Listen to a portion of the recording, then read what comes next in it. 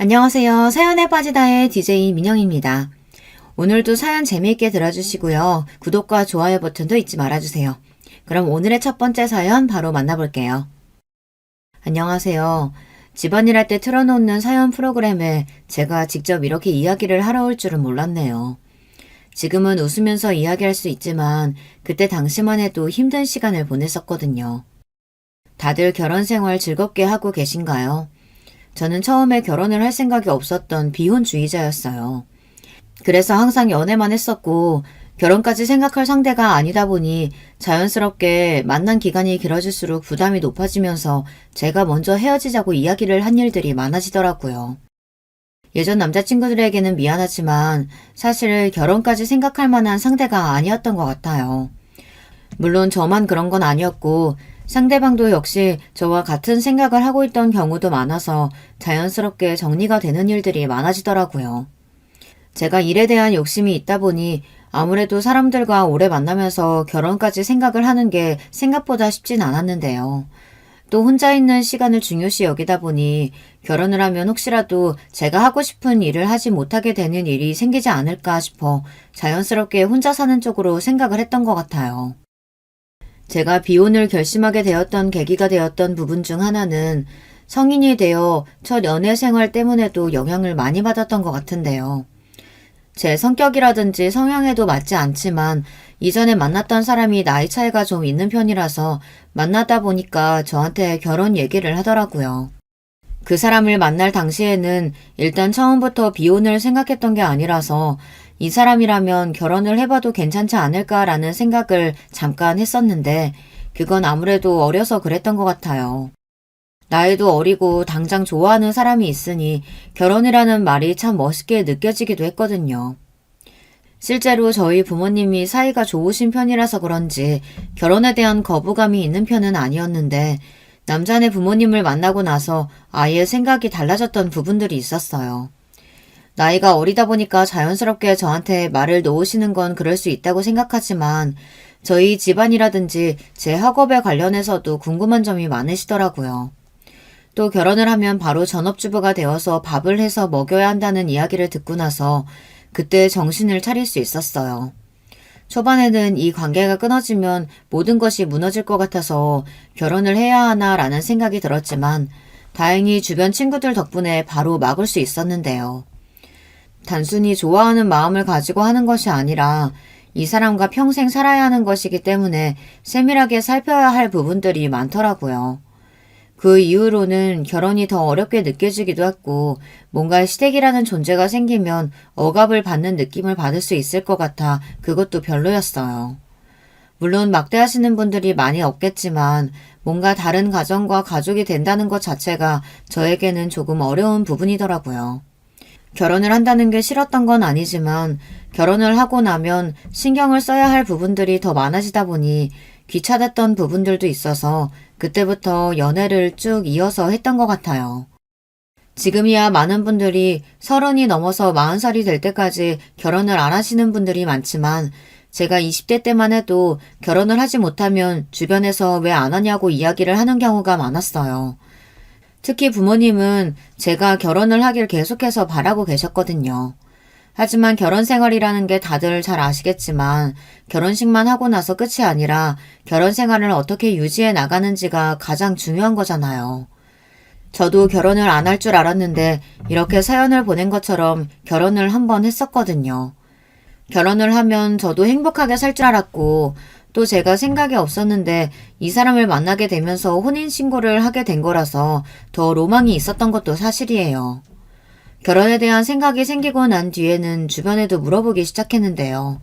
정말 좋은지 궁금해서 친한 친구들에게 물어봤는데 그 친구는 20살 초반에 비교적 이른 나이에 결혼을 해서 살고 있었거든요. 그래서 연락을 해서 제가 하고 있는 고민을 이야기할 수 있었어요. 결혼? 너가 결혼을 생각하고 있다고? 내가 잘 듣고 있는 게 맞는 거지? 맞다니까. 근데 고민이야. 정말 결혼을 하고 나서 후회 없이 살 수 있을까? 내가 결혼에 대한 장점과 단점을 말해주자면 일단 같이 있으면 좋지. 사랑하는 사람과 늘 함께니까. 단점도 마찬가지야. 계속 같이 있어야 돼. 꼴 보기 싫을 때도 많은데 난 다시 그때로 돌아가면 혼인신고 도장 찍기 전에 도망갈 거야.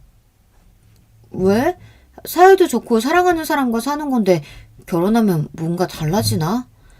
좋은 점도 있지만 그만큼 결혼이라는 게 쉽지도 않아.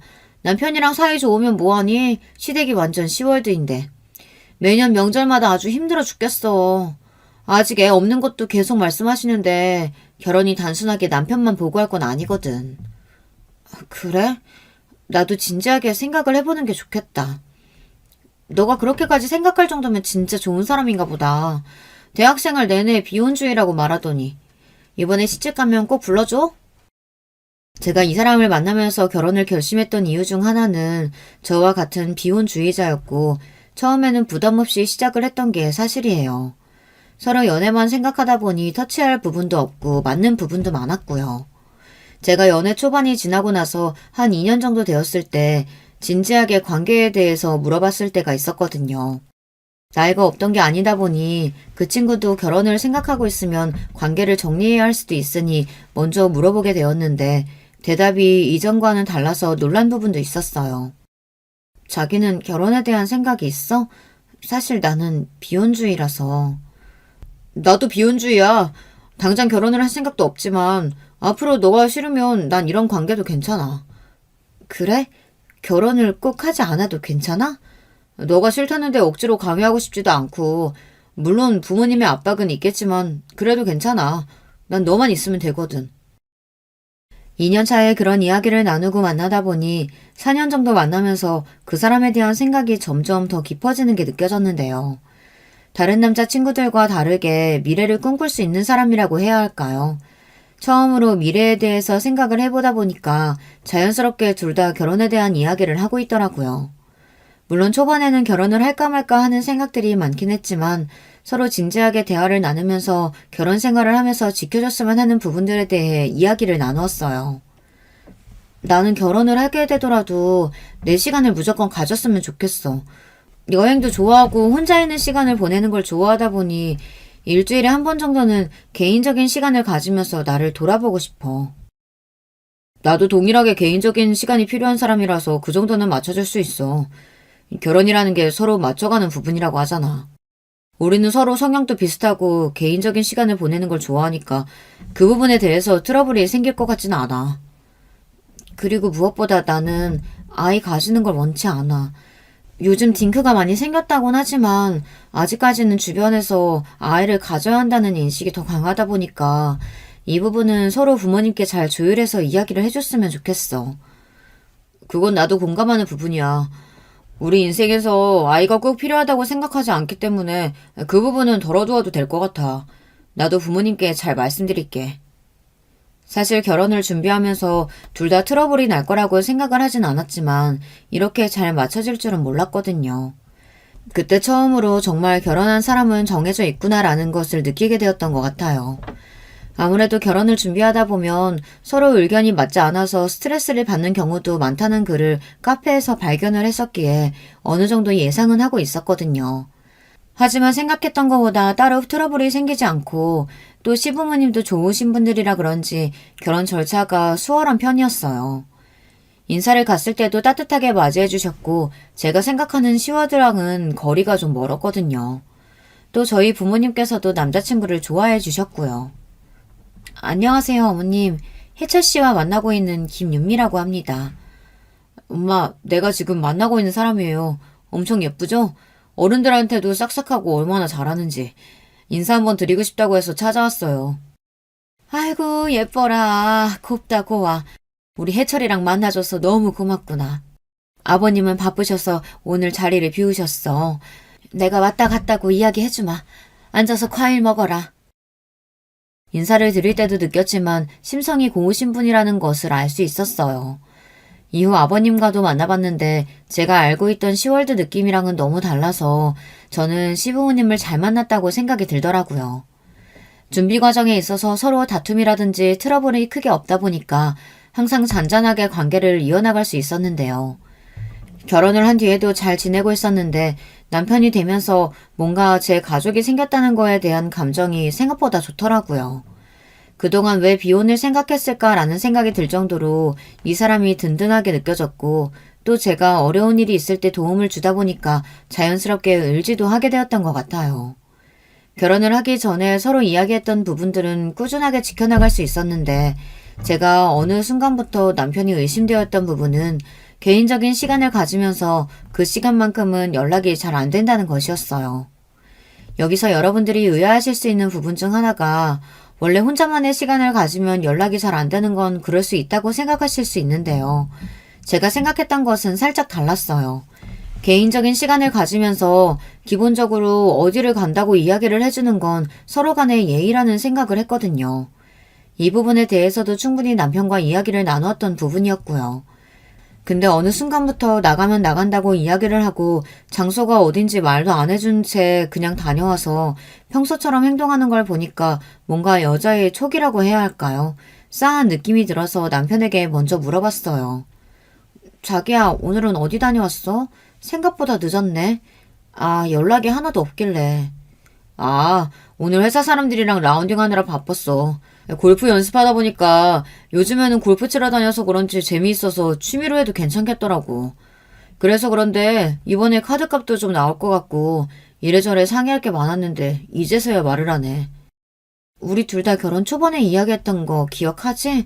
개인적인 시간 지켜주는 것도 좋지만 서로 어디 간다고 기본적인 연락은 하자. 오늘은 정말 바빠서 연락도 한 통 못했어. 다음부터는 제대로 연락 남기고 여보 걱정하는 일 없게 할게. 회사 사람들이랑 라운딩을 지겼다는 이야기를 들으니 사실 거기서 더 의심할 건 없었어요. 뭔가 찜찜하긴 했지만 그날은 그냥 넘어가기로 했죠. 저는 개인적으로 결혼 생활을 하면서 서로 기본적인 부분만 지켜주면 별다른 문제 없이 꾸준히 잘 살 수 있을 것 같았는데 하나 둘씩 삐걱거리는 게 생기다 보니까 저희도 부부싸움이라는 것을 할 수밖에 없었어요. 아예 안 싸우고 사는 건 말이 안 되고 서로 다른 생활을 오랫동안 하다 보니까 자연스럽게 부딪히는 부분이 있을 수밖에 없었는데요. 얼마 전에는 싸우면서 제가 감정이 격하게 올라오다 보니 결혼에 대해서 다시 생각을 해보게 되는 계기가 되기도 했던 것 같아요.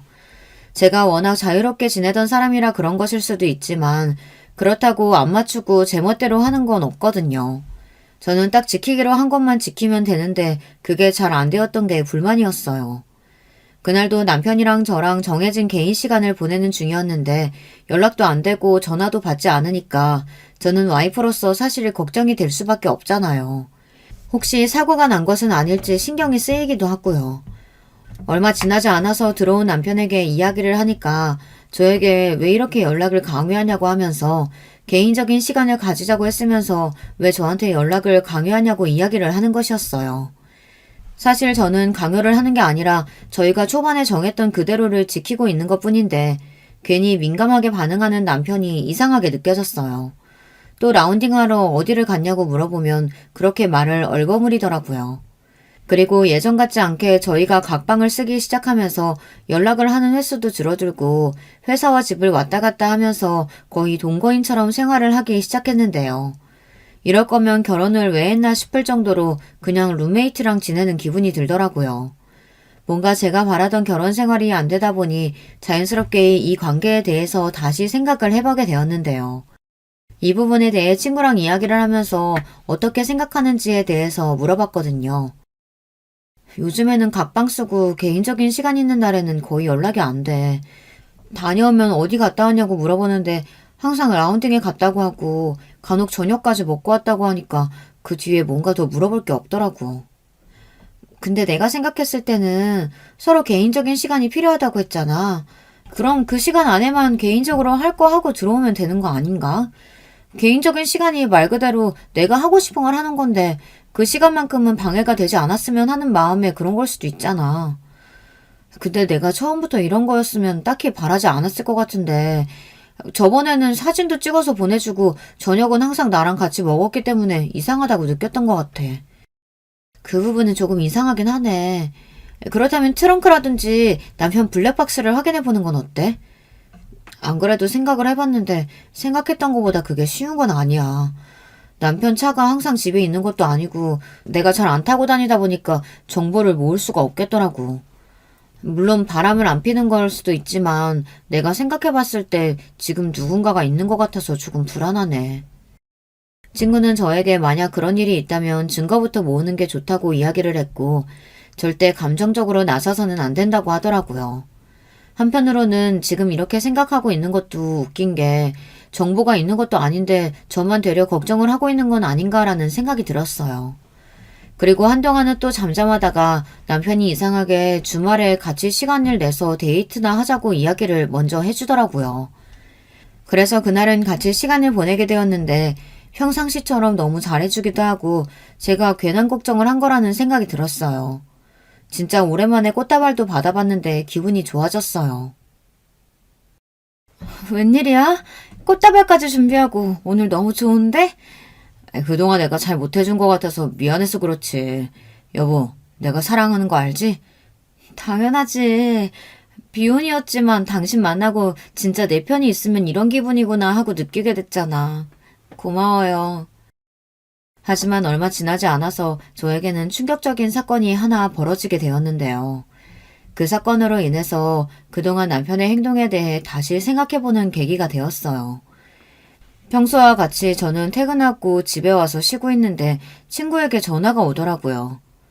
연수야, 뭐 하고 있어? 웬일로 먼저 연락을 했대? 다른 게 아니고 지금 남편 집에 있어? 아니, 나 지금 남편 회식 갔다 그래서 혼자 있어.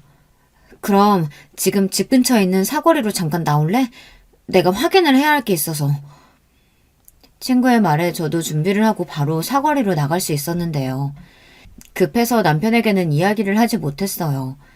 친구를 만나고 나서 이야기를 하려고 생각하고 있었는데 친구를 만나자마자 충격적인 이야기를 들으면서 자연스럽게 연락은 나중에 하는 것이 좋겠더라고요. 지금 남편이 들어간 곳이 노래방인데 여자가 같이 있어서 내가 사진을 찍고 보내주는 것보다 네가 직접 확인하는 게 나을 것 같아서. 응? 남편은 이자카야라고 하던데. 아, 그래? 잘못 본 걸 수도 있으니까 내가 직접 보고 올게. 친구가 알려준 곳은 노래방 같은 곳인데 술집이 같이 운영되는 곳이었어요. 이런 곳은 처음 가보다 보니까 낯설기도 했는데 들어가 보니 직원분께서 안내를 해주시더라고요. 어서 오세요. 혹시 일행 있으신가요? 아, 안에 회사 사람들이 있어서요. 혹시 방금 전 들어온 사람들 어디로 갔나요? 아, 그렇다면 4번 방으로 가보시겠어요? 커플분들 말고 회사에서 오신 거죠? 네, 감사합니다. 카운터 직원분께서 안내해주신 3번으로 가보니 방 안에서는 회식을 즐기고 있는 사람들이 있었어요. 그래서 남편도 거기 있나 둘러보고 있는데 제 귀에 익숙한 목소리가 들리더라고요. 괜찮다니까. 오늘 늦게 들어간다고 미리 얘기해놔서 시간 많아. 그래도 이렇게까지 늦게 들어가면 마누라가 뭐라고 안 해? 나야 좋지만 오빠 힘들까봐 그러지. 우리 와이프 11시만 되면 바로 잠에 골아 떨어지는 사람이야. 그래서 내가 늦게 들어가도 언제 들어왔는지도 기억도 못해. 미리 연락해두면 그때 들어온 줄 안다니까? 그래도 그렇지. 그렇다고 이렇게 일찍 나 찾아오면 어떡해. 나 지금 일하고 있는데. 보고 싶은 걸 어떡해. 오늘 퇴근하고 같이 있자. 기다리고 있을게. 저도 모르게 몸을 숨기고 이 대화를 듣게 되었는데 틀림없이 남편 목소리였어요. 술집을 다니면서 이러고 있는 줄은 몰랐는데 생각보다 엄청 충격적이더라고요. 여러분들은 그 뒤에 제가 상황을 뒤집었을 거라고 생각하시나요? 답답하다고 느낄 수 있겠지만 저는 그날 한마디도 못하고 다시 집으로 돌아와서 친구에게 맞는 것 같다고도 말도 못하고 혼자 끙끙거리면서 시간을 보냈어요. 심지어 그날은 잠도 안 와서 늦게 들어오는 남편이랑 바로 마주할 수 있었는데요. 그래도 입이 떨어지지 않아서 어떻게 해야 할지 고민이더라고요. 여보, 안 자고 있었네? 시간도 늦었는데 얼른 자야지. 나 생각보다 회식이 늦어져서 늦게 도착했어. 카톡에는 이미 집에 들어왔다고 하던데 무슨 소리야? 카톡. 내가 그때 잘못 보냈었나 보다. 오늘 술을 좀 많이 했거든. 지금 정신이 드네. 여보가 생각하는 이상한 거 아니니까 내일 직접 회사 사람들한테 물어봐도 좋아. 아니야. 늦었는데 얼른 자. 뻔뻔하게 거짓말을 하는 남편을 보니까 마음이 더 안 좋아졌어요. 특히 제가 남편을 사랑하고 있다는 것을 저는 알고 있었기 때문에 이 폭탄을 터뜨리기가 더 힘들더라고요. 저만 참으면 이 결혼 생활이 유지가 되는 건 문제가 되지 않을 것 같았고 바람이라는 사실을 알게 되긴 했지만 제가 대화 내용을 들었을 때 거기에 종사하시는 분이라서 깊은 관계는 아닌 것 같았어요. 물론 멍청하다고 생각하실 수 있어요. 그런 대화를 듣고 나서도 아닐 거라고 생각하는 제 감정을 이해하시기는 어렵겠죠. 하지만 사랑하시는 분들이라면 아실 거예요. 이런 부분들까지도 제가 어떻게든 잊고 살아가면 괜찮을 거라고 생각했어요. 근데 제가 생각했던 것과는 달리 상황이 흘러가면서 점점 더 결혼 생활에 대해 깊이 생각해보는 계기가 되었는데요. 처음 알았을 때는 남편이 힘든 것을 그런 유흥에 푸는 것이라고 생각하고 있었거든요. 더 파고들어 보니까 단순하게 술을 먹고 푸는 게 아니라 이 여자 저 여자 만나면서 술집을 많이 다니는 것 같았어요. 이번이 처음인 줄 알았지만 휴대전화를 한번 뒤져본 뒤로는 충격에서 빠져나오지 못했어요. 그 뒤로는 저만의 복수 계획을 세우기 시작했어요. 저한테 이렇게 상처를 줬는데 그냥 두고 좋게 이혼할 수가 없었거든요. 핸드폰을 봤을 때는 제가 폭발을 하는 바람에 남편에게 그대로 증언을 제시하면서 이게 뭐냐고 이야기를 했는데요. 성급하긴 했지만 자료들은 어느 정도 모아둔 상태여서 괜찮았고 처음 여자가 있었다는 걸 알게 되었던 그날 이후로는 계속 남편을 주시하며 생활하다 보니 쉽게 모을 수 있었어요. 지금 이게 다 뭐야? 여기 있는 여자들 다 당신이 만나는 사람들이야? 오해야. 그냥 연락만 하는 사람들이지. 대학 내용 봤겠지만 아니야 그런 거. 그래. 바로 인정하지 않을 것 같긴 했어. 그럼 이 사람들이랑 이런 연락은 하는 이유가 뭐야? 보고 싶다 자기야. 오늘 만나러 가도 돼? 이런 얘기하는데 아무런 사이가 아니라고? 그냥 요즘 우리 관계도 소원해주고 갑방 쓰다 보니까 외로워서 그랬나 봐. 하지만 이런 연락했던 것과는 별개로 이 사람들하고 그런 깊은 관계 아니야. 그냥 정서적으로 나를 채워주는 사람일 뿐이야. 남편의 이야기를 듣고 나서는 더 어이가 없을 수밖에 없었어요. 정서적인 부분을 채워준다니 이게 말이에요, 방구예요. 도저히 이해할 수 없는 말들을 쏟아내는 남편을 뒤로하고 상황에 대해 어떻게 해야 할지 고민을 하고 있었는데요. 이때까지만 해도 남편에 대한 마음이 떠나긴 했지만 결혼 생활을 잡는다는 게 생각보다 쉽진 않았어요. 저도 제가 답답하게 느껴지고 또 이 모든 것들을 알고 있는 연수 또한 저한테 그렇게 참아서 나중에 속병 난다고 이야기를 해주더라고요. 저는 이대로 답답한 마음을 감출 수는 없을 것 같아서 당장 헤어지진 못해도 시부모님에게 가서 상의를 해봐야겠다 생각이 들어 이야기를 했는데 정말 잘해주시던 분들이 그렇게 극대노하시는 건 처음 들었어요. 바람이라니? 네가 지금 바람을 폈단 말이야? 해철아, 네 입으로 얘기해봐. 엄마가 예전부터 얘기했던 건 아예 기억 안 하는 거니? 말로 할 필요 없다. 몽둥이나 가져와서 다리를 아작 내버려야지. 어머님, 아버님이 보시는 그대로예요. 그 대화 내용을 보면 모두 술집 여자들하고 바람을 폈고 저한테는 집에 도착했다는 거짓말을 치면서 밖에서 늦게 들어온 일들이 많아졌어요. 이렇게 하는데 어떻게 결혼 생활을 이어갈 수 있겠어요? 여보, 내가 다 잘못했어. 그런데 이렇게까지 할 필요는 없잖아. 어머니, 아버지 죄송합니다. 진심 어린 남편의 사과 그리고 시부모님의 화가 잔뜩 난 목소리를 들으니 처음에는 제가 이 관계를 끊는 건 아닌가라는 생각이 들었는데 곧이어 이어진 어머님 말씀에 저는 경악을 하고 말았어요. 아가, 지금 둘 사이에 아이가 없어서 그래. 애가 생기면 남편도 철 일찍 든다고 하더라.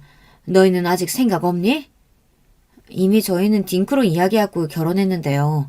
어머님, 그이가 이야기 안 하던가요? 저희는 아이 가질 생각 없어요. 뭐야? 딩크? 애를 안 가진다니? 네가 사회생활 어느 정도 적응하고 난 뒤에 가진다고 이야기했는데 무슨 소리니? 저희는 딩크로 이야기를 하고 결혼을 했는데 시부모님은 아이를 기다리고 있는 상황이었어요. 너무 당황스럽기도 하고 남편을 쳐다보니까 저의 시선을 피하더라고요.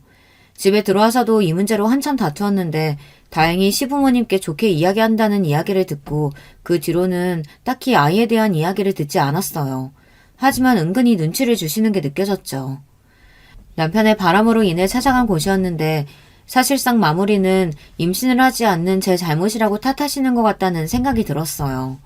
아버님께서도 심하게 말씀을 하시지는 않았지만 은근히 제 탓을 하시는 것처럼 나중엔 이야기를 하셨어요. 그 뒤로는 남편이 싹싹 빌어서 더 이상 그 문제에 대해서 이야기하지 않았지만 저도 어느 정도는 마음의 준비를 하고 있었던 것 같아요. 사실 마음을 주었다는 거에 있어서 저는 꽤나 충격이었기 때문에 이런 부분에 대해서 쉽게 치유가 되지는 않았어요. 왜 당장 헤어지지 않았는지 지금 상황이 답답하게 느껴지시죠? 당사자인 저도 생각보다 제가 멍청한 사람이라고 생각이 들었기 때문에 한동안 자괴감에 빠지기도 했어요. 특히 연수는 저와 남편이랑 같은 동창인데 학창시절 때부터 남편이 금사빠였다는 걸 알고 있는 사람이었거든요. 그래서 제가 결혼할 당시만 해도 정말 괜찮겠다는 이야기를 많이 했었는데요. 왜 그렇게 말했는지 바로 이해가 되었어요. 저는 그때 당시 남편이 다른 사람들을 볼 거라고 생각을 하지 않았거든요.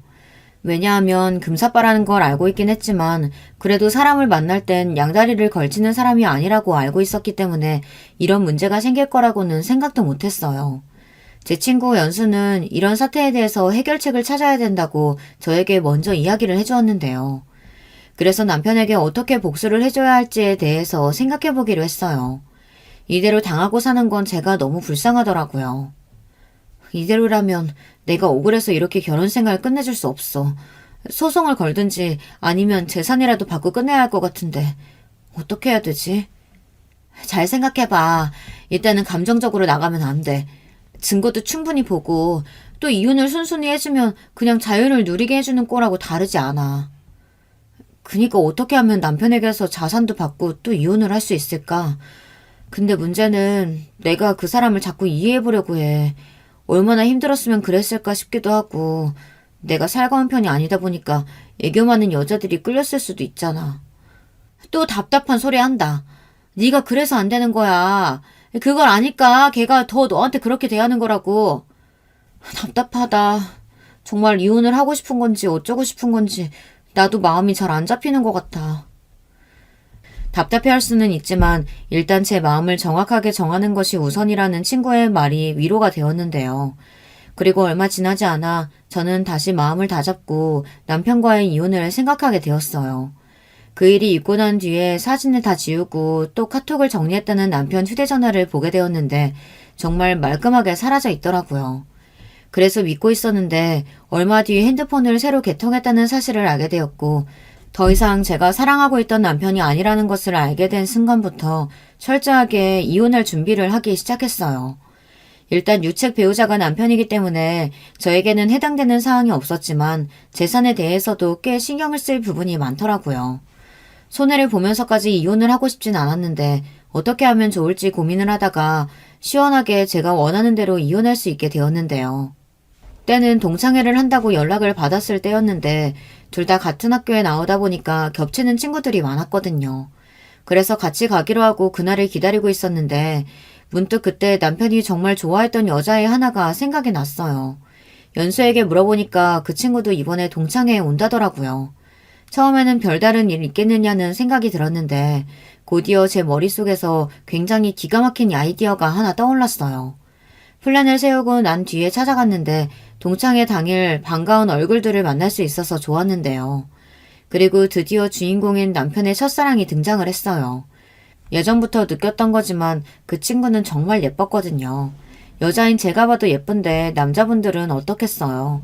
심지어 예전보다 더 세련되진 모습을 보니까 저도 모르게 위축이 되긴 했지만 그래도 상관없었어요. 아니나 다를까 남편 눈에서는 꿀이 뚝뚝 떨어졌고 이미 그때는 저 사람에게는 내가 없구나라는 것을 느꼈던 것 같아요. 슬프긴 했지만 저도 그동안에 있었던 일이 있다 보니까 마음 정리가 쉬운 편이었는데요.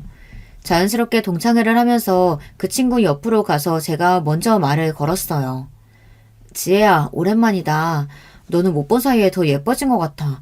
그동안 잘 지냈어? 오랜만이다. 너도 잘 지냈지? 해철이랑 결혼했다면서? 얘기 들었어. 너는 아직 결혼 안 했고? 넌 어떻게 지내? 난 돌싱이야. 이번에 이혼했거든. 아, 그래? 미안해. 내가 괜한 걸 물어봤네. 일단 한잔 하자. 아, 마음고생 심했겠네. 뭐? 지혜 너 이혼했다고? 그런 소식은 못 들었는데 언제? 왜? 저와 대화를 하고 있던 지혜 이야기를 듣더니 남편은 바로 관심을 가지는 게 눈에 보였어요. 그래도 아직 이혼을 한 게 아닌데 이렇게 여자한테 관심을 가지는 모습을 보니까 좀 정이 떨어지더라고요. 물론 남들이 봤을 때는 친한 친구를 오랜만에 만나서 반가워서 그런 거라고 생각할 수 있겠지만 저는 남편이랑 몇 년을 넘게 생활을 하다 보니까 눈만 봐도 어떤 말을 하고 있는지 알 수 있었거든요. 저를 처음 꼬실 때 했던 눈빛과 행동들, 그것들을 다 기억하고 있는데 그대로 지혜한테 하는 모습을 보니까 제가 생각했던 것보다 남편은 더 쓰레기일 수도 있겠다는 생각이 들었어요. 그 뒤로 저는 남편이랑 같이 집에 귀가하면서 괜히 지혜 이야기를 꺼내면서 남편을 떠봤는데요. 지혜 조금 안타깝지 않아? 그렇게 예쁘고 고운데 돌싱이라니. 우리 나이도 얼마 되지 않았잖아. 그러게. 나도 참 걱정이다. 걔가 그렇게 살고 있을 줄은 몰랐어. 혹시 여보가 아직 지혜에 대해 마음을 품고 있는 건 아니지? 무슨 소리야. 내가 잘못은 하긴 했지만 나 그래도 당신밖에 없단 말이야. 그동안 내가 잘못한 부분들 때문에 오해할 수 있긴 한데 그런 거 전혀 아니야. 저는 남편의 말을 믿을 수 있었을까요? 전혀 믿지 못했죠. 그동안 행실이 있다 보니까 저도 어느 정도는 마음의 준비를 하고 있었거든요. 그래도 남편이 아무런 감정이 없다고 하니까 처음에는 그 말을 살짝 믿긴 했어요. 하지만 얼마 지나지 않아서 그건 착각이었다는 걸 바로 느낄 수 있었는데요. 평상시보다 퇴근이 늦어지는 것은 물론 휴대전화로 누구와 그렇게 연락을 하는지 계속 카톡을 붙들고 있는 걸 보니까 저는 그때 느낄 수 있었어요. 또 지혜란 친구와 바람이 난 거구나 싶어서 친구들에게 보여주기 위해 핸드폰을 보려다가 남편에게 딱 걸리고 말았죠. 솔직히 말해. 지금 연락하는 사람 누구야? 별거 아니야. 그냥 연락하는 친구. 혹시 그 친구가 지혜야? 그래. 이렇게 된 거 그냥 당신한테 솔직하게 이야기할게. 동창회 이후로 계속 지혜랑 연락해왔어. 사실 나 마음이 변하진 않은 것 같아. 그 친구에 대한 마음이 깊은 곳에서부터 올라오다 보니까 전보다 더 애틋해졌어. 남편의 이야기를 듣고는 저는 기가 찰 수밖에 없었어요. 이럴 줄 알았으면 그냥 빨리 이혼해줄 걸 그랬나 싶기도 하고 제 마음의 상처는 안중에도 없다는 듯이 계속 말을 이어가더라고요. 솔직히 지혜가 내 첫사랑이기도 하고 또 너와 나는 원래 비혼주의였잖아. 그러다가 어찌저찌 결혼을 하게 됐는데 솔직히 행복하진 않아. 나는 내 사랑을 찾아서 떠나고 싶어. 제발 나랑 이혼해줘. 드디어 남편에게서 듣고 싶었던 이혼 이야기를 들을 수 있었지만 제 마음은 전혀 편하지 않았어요. 오히려 슬프고 또 이 감정을 어떻게 눌러야 할지도 모르겠더라고요.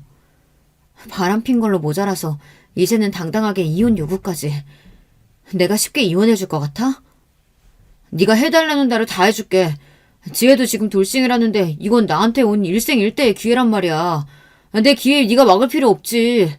5억 줄게. 우리 이혼하자. 제발 해줘.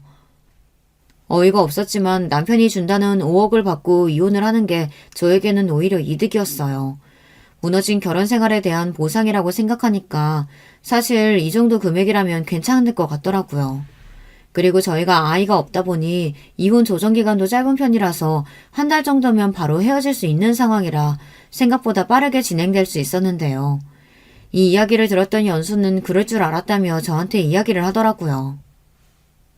거봐, 내가 그때 지혜 볼 때 눈빛 봤는데 장난이 아니더라고. 지혜도 돌싱이라면 오히려 둘이 잘 된 거 아니야? 그러면 끼리끼리 만나라고 해. 글쎄, 정말 끼리끼리가 맞을까? 어쨌든 이번에 일이 잘 처리돼서 오히려 홀가분한 것 같아.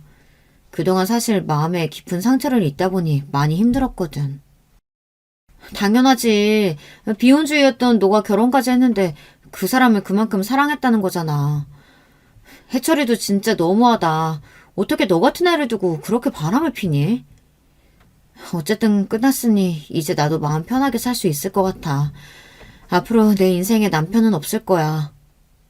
저는 이혼한 뒤에 평상시대로 일도 하고 여행도 간간히 다니면서 남편이 주었던 5억으로 자산을 늘리며 재테크까지 하고 있는 중인데요. 집도 서로 반반했기 때문에 처분을 잘해서 이번에 새로 집을 구하게 되었는데 집값도 조금씩 오르고 있어서 이사를 잘했다고 생각을 하고 있었는데 얼마 전에 남편이 저를 찾아왔어요. 회사 앞에서 다짜고짜 멱살을 잡았는데 그게 이혼하고 딱 한 달 뒤였어요. 저는 그때 알았어요. 드디어 모든 걸 알았구나 하고 말이죠. 오랜만이다. 잘 지냈지? 이렇게 먼저 연락 올 줄은 몰랐어. 다음 주에 만나는데 너도 참. 나도 보고 싶긴 했는데 이렇게 만나니까 또 반갑다. 너 여전하구나. 요즘엔 어떻게 지내? 소식은 접했는데 요즘 많이 힘들지? 나야 뭐 그렇지. 전 남편이 그렇게 바람 펴서 헤어질 줄 누가 알았겠어. 완전 사랑꾼이었거든. 너는 해철이랑 잘 지내지? 너 예전부터 비혼이라 그랬는데 결혼했다는 소식도 없고 깜짝 놀랐어. 해철이도 원래 결혼 생각 없다고 내가 들었었거든. 사실 너한테 부탁할 게 있어서 이렇게 보자고 했어. 정말 어이없을 수도 있지만 내 남편을 네가 꼬셔줬으면 좋겠어. 그게 무슨 소리야? 남편을 꼬셔달라니? 장난이 너무 지나치다. 내가 전 남편이랑 어떻게 헤어졌는지 말해줬는데 그런 부탁을 하고 싶어? 사실 해철이가 나랑 결혼 생활하는 동안 꽤 많은 바람을 피웠어. 모두 술집에서 만나고 짧게 연락을 하긴 했지만 주기적이더라고. 나는 이런 상황에서 결혼 생활을 더 이어갈 수 없을 것 같아. 네가 도와준다면 좀 더 수월하게 이혼을 할 수 있을 것 같은데 안 될까? 무리한 부탁인 거 알지만 난 정말 이 상황에서 벗어나야 할 것 같거든. 근데 왜 이렇게까지 해서 이혼을 해야 돼? 그럼 그동안 모아둔 자료 있으니까 그걸로 이혼하면 되잖아.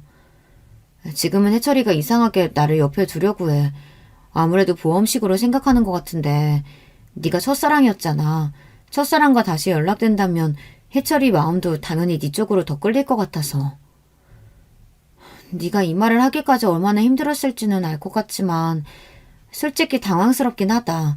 나도 전 남편이 바람 펴서 헤어진 입장으로서 도와줄 수 있으면 같이 도와주고 싶긴 한데 이게 맞는 걸까? 대화 내용을 보시면 아시겠지만 저는 이미 이전부터 지혜와 연락을 하고 있던 상황이었어요. 쉽게 말해 짜고 치고 남편에게 제대로 복수를 시작한 것인데요. 그래서 동창회 이후로 지혜는 저와 이야기를 했던 것처럼 남편이랑 연락을 하고 실제로 만남까지 가지면서 저한테 그 상황들을 모두 알려주었어요. 물론 초반에는 힘들긴 했지만 이번에 남편이 제대로 저를 떠났으면 하는 마음에 결심하게 된 일이기도 한데요. 예전부터 이혼에 대해서 이야기를 하면 저에게 그건 절대 안 된다면서 빌고 서류에 도장을 안 찍어준다면서 버텼거든요. 물론 무작정 할 수 있긴 하지만 간단하게 이혼을 하고 싶어서 최대한 남편이 저에게 떠나갈 수 있도록 지혜에게 제대로 꼬셔달라고 이야기를 했어요. 그걸 알게 된 남편이 저를 찾아온 것이었는데요. 회사 앞에서 저에게 따지는 모습을 보니 참 웃기더라고요. 왜 이래? 이혼했으면서 왜 다시 찾아와서 나한테 난리야? 너 지혜한테 도대체 어떤 이야기를 한 거야? 어째서 날 받아주지 않고 오히려 벌레 취급하듯이 경멸하는 눈빛으로 날 보는 거냐고. 그걸 내가 어떻게 알아. 네가 잘못했으니까 그렇겠지. 솔직히 생각을 해봐. 너랑 나랑 결혼한 거 모르는 애들 없는데 지혜가 미쳤다고 이혼하고 왔다고 너를 받아주겠어? 게다가 넌 바람둥인데? 내가 지혜랑 이어지는 거 싫어서 지혜한테 이간질한 거 너지? 바람은 다 예전 일이잖아. 미안한데 네가 이혼 말하기 전에 이미 지혜가 나한테 이야기해줬어.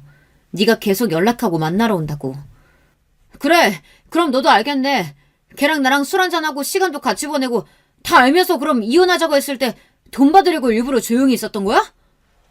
난 너한테 일부러 그런 적 한 번도 없고 그동안 바람 봐준 걸로 모자라서 이번에도 눈 감아달라고 하면 네가 빌까봐 걱정했어. 오히려 이혼해달라고 하길래 감사했는데 게다가 5억까지 받게 됐으니 내가 너를 붙잡아두면 뭐가 달라지는 게 있을까? 내 인생만 더 힘들어지지. 너 그리고 지혜 남편이랑 헤어진 이유가 바람인데 너 같은 걸 받아주겠니? 망연자실한 표정으로 저를 바라보는 전 남편을 뒤로하고 그날은 지혜를 만나 저녁을 먹으며 이야기를 나눴어요. 속이 홀가분하긴 했지만 제대로 더 복수를 못해준 것 같아서 조금 아쉬운 마음이 들긴 했지만 이 정도로도 만족할 수 있었는데요. 지혜도 끈질기게 붙잡는 해철이 때문에 고생이 많더라고요. 도움 들어줘서 고마워. 이건 작은 성의 표시야. 받아줬으면 좋겠어. 나 이런 거 받으려고 한 거 아니고 사실 나도 처음에는 흔들렸어. 해철이가 내 첫사랑이기도 하거든. 알고 있지. 사실 둘이 잘 될지도 모르겠다는 생각이 들기도 했는데 그래도 난 널 믿고 있었으니까. 그래도 바람피는 놈들은 더 못 만나겠더라. 우리 이제 앞으로 행복할 일만 남았는데 잊어버리자. 그렇게 저희 결혼 생활은 끝이 났고 아이가 없을 때 헤어져서 그런지 딱히 어려운 건 없었어요.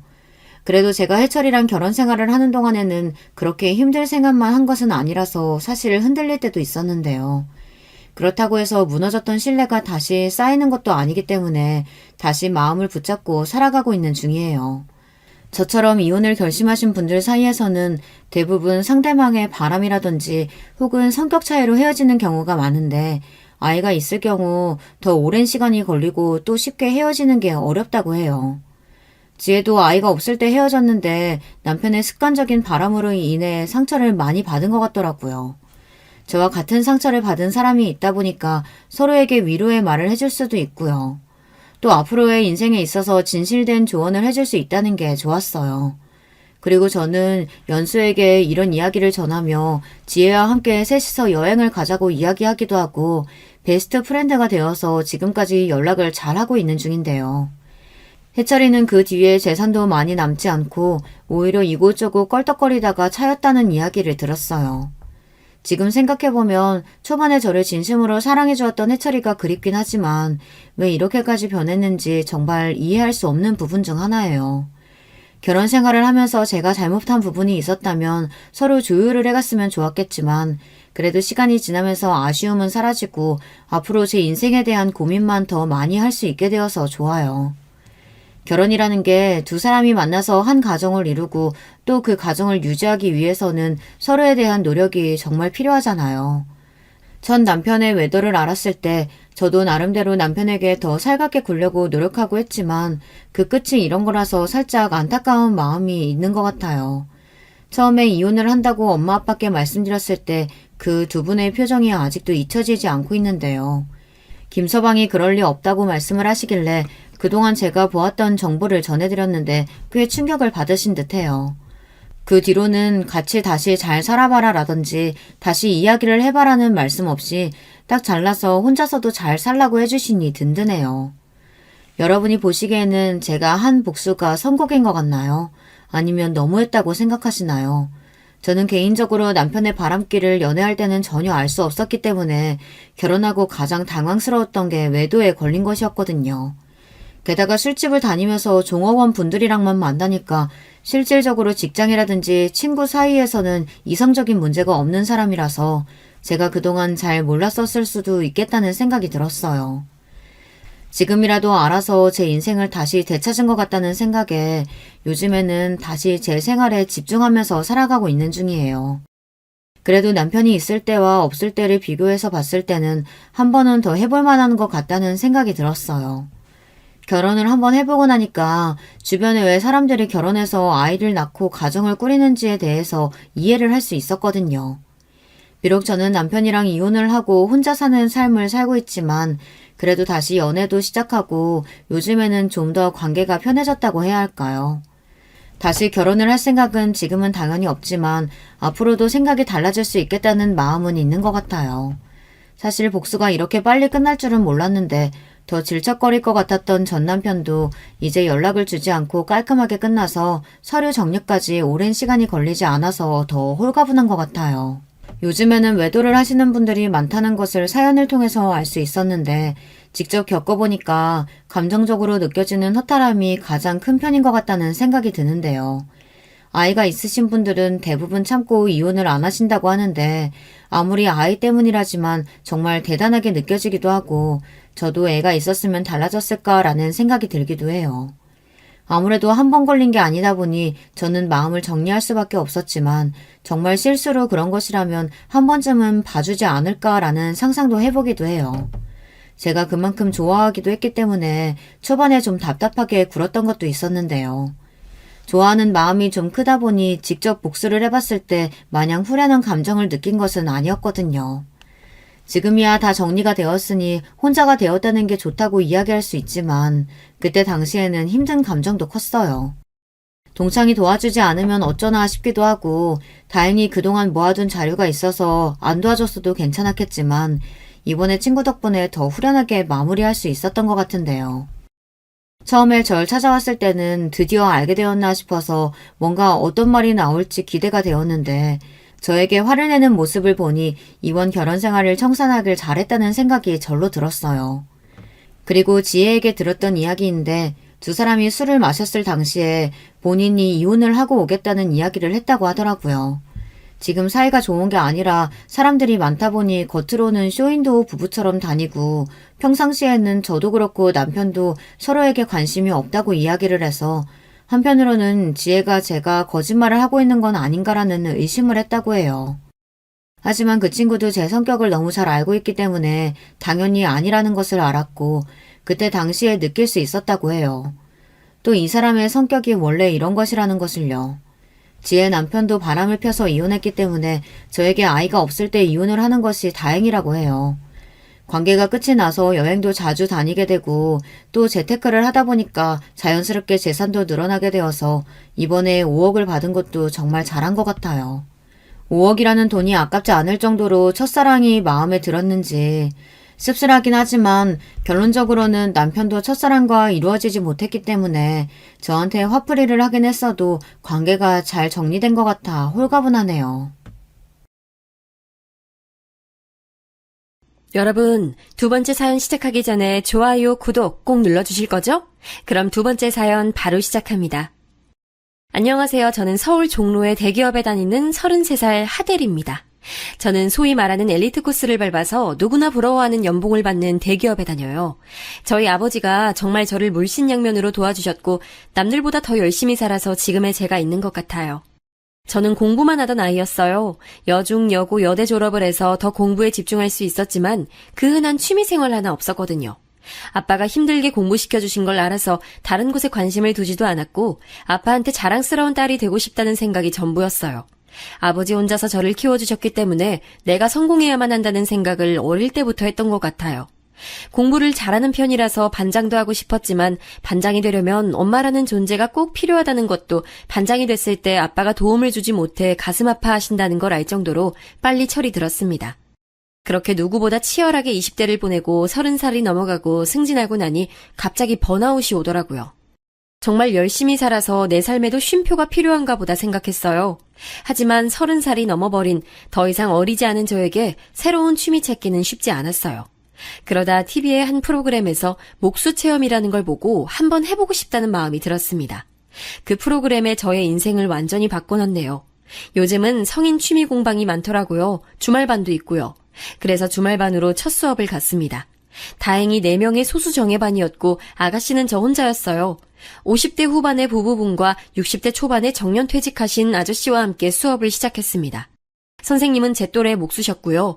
대구 사투리를 가진 선생님의 말투는 저희 아버지 고향 말투와 닮아서 더 정감이 갔어요. 주연씨, 오늘부터 잘해봐요. 처음엔 몸살 걸릴 수 있어요.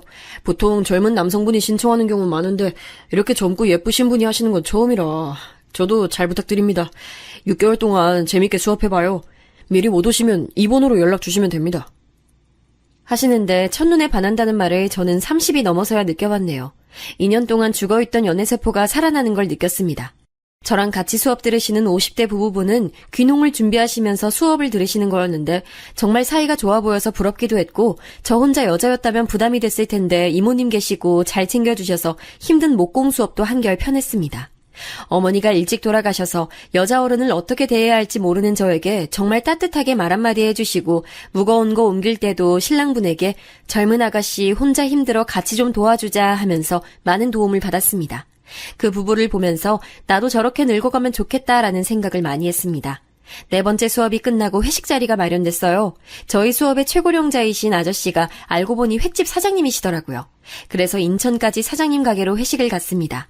돌아오는 길이 걱정됐지만 그래도 4주 동안 주말마다 7시간씩 만나서 연필꽂이부터 시작해 나무로 의자를 만들기까지 4명이서 한 팀이 돼서 정말 열심히 수업을 들어선지 정이 많이 쌓여서 꼭 참석하고 싶었고 첫눈에 반한 선생님의 개인정보도 알고 싶었거든요. 우리 지연 씨는 33살이고 선생님은 몇 살이세요? 30대 중반? 우리 지연 씨가 소개 좀 해줘봐요. 반지도 없으시고 은근 무뚝뚝한 경상도 남자라 연애도 잘 못할 것 같은데. 아주머니 말에 선생님은 수줍게 웃으시면서 저는 35살이고요. 저도 이 동네 온 지 얼마 되지 않아서 아는 사람이 많이 없어요. 원래 같이 일하던 목수 선배가 하시는 수업을 제가 이어받아서 하고 있습니다. 지금은 개인 작업실 준비하면서 건축 목공 기능사 인테리어 자격증 준비한다고 바쁘다 보니 연애는 2년째 못하고 있네요. 어차피 결혼에 대해 크게 비중을 두지 않아서요. 제 작업하는 걸 이해해주는 분 만나는 게 쉽지 않더라고요. 누군가를 소개받아도 인연이 오래 이어지지도 않고, 그래서 어느 정도 단념했다고 할까요? 그렇게 선생님이 애인이 없다는 사실을 알고 나니 괜히 마음이 설렜습니다. 그리고 저에 대해서도 물어보시더라고요. 저 또한 바쁜 직장 생활에 너무나 힘들어서 리프레시할 무언가가 필요했고 근처에 목수 공방이 있기에 신청했으며 사는 게 바쁘다 보니 연애할 시간이 없었다고 말씀드리니 어르신 두 분이 아이고 나이도 비슷한데 한번 잘해봐요 하면서 웃으시는데 싫지 않았습니다. 오히려 기분 좋았어요. 다들 2차 가시고 저랑 선생님만 다시 서울로 올라오는 차 안에서 선생님께 고향이 대구 어디냐고 물어봤어요. 저희 아버지 말투랑 너무나 비슷해서 한 번에 알아들을 수 있었다고. 나도 6살 때까지는 고향에서 살다가 초등학교 입학할 때 서울로 와서 지금까지 살고 있다고. 은퇴하신 아버지는 아직도 고향에서 살고 계신다고 말했습니다. 그래서 선생님 말투가 너무 마음에 든다고 하니 선생님은 얼굴이 뻘개지시더라고요. 어릴 때 같은 동네에 살았다는 점 하나만으로도 한결 가까워진 것 같았어요. 선생님 또한 지연의 힘인지 더 편하게 저를 대하는 것 같았습니다. 그렇게 선생님은 저희 집 앞까지 데려다 주시고 가셨어요.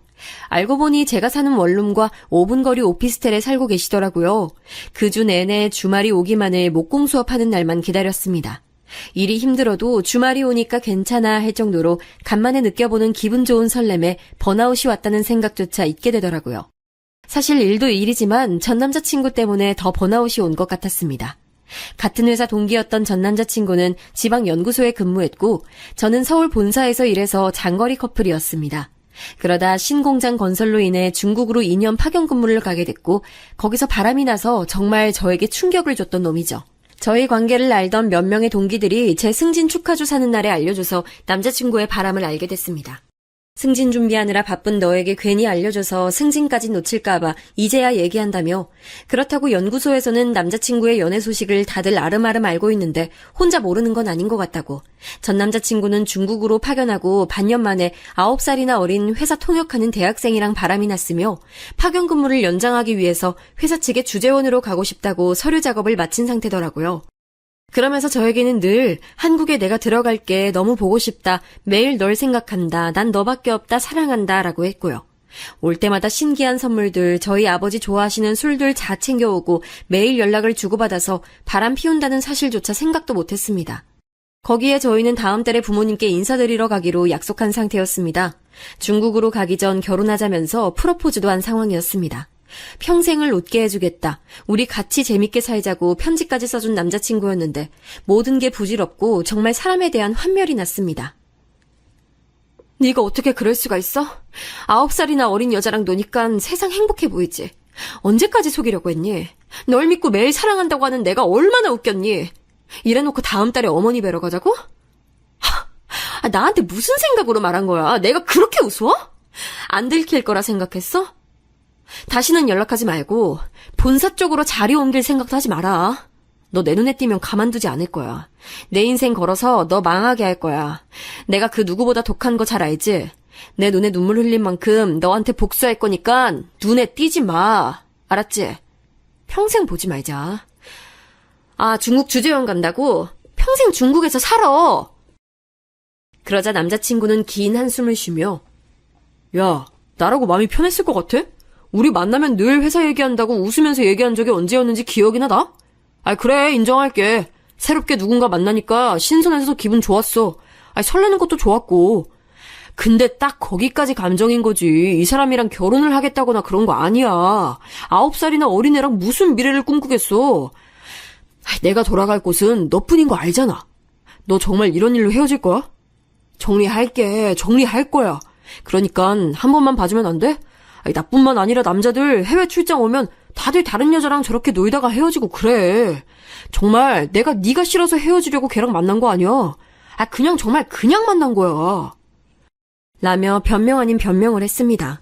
또한 제 핑계를 대면서 중국 주재원 원서 넣은 거는 여기서 승진이 더 잘 될 것 같으니까 저는 승진했는데 본인은 못하니 부담이 되었답니다. 정말 어이가 없었고 이런 자격지심을 가진 남자라니 한숨만 나왔습니다. 거기에 남자는 원래 그런 동물이다며 자꾸 저한테 모든 남자는 몸이 멀어지면 한 번씩 실수한다고 가스라이팅을 하는데 정말 기가 찼습니다. 정말 모든 남자는 그런 걸까요?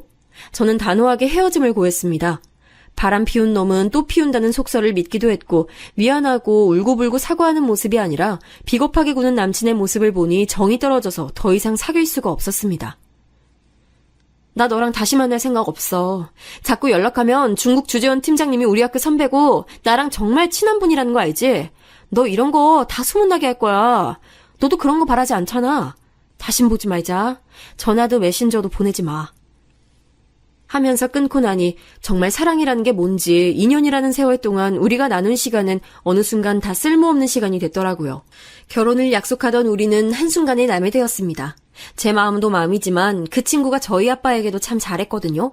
엄마 없이 혼자 절 키우시면서 많이 외로운 우리 아빠 낚시 친구도 돼주고 술 친구도 돼주어서 사랑하는 마음보단 고마운 마음이 더 컸었는데 이렇게 배신을 당하고 나니 내 마음만큼 아플 아빠를 생각하니 더 용서가 되지 않았습니다.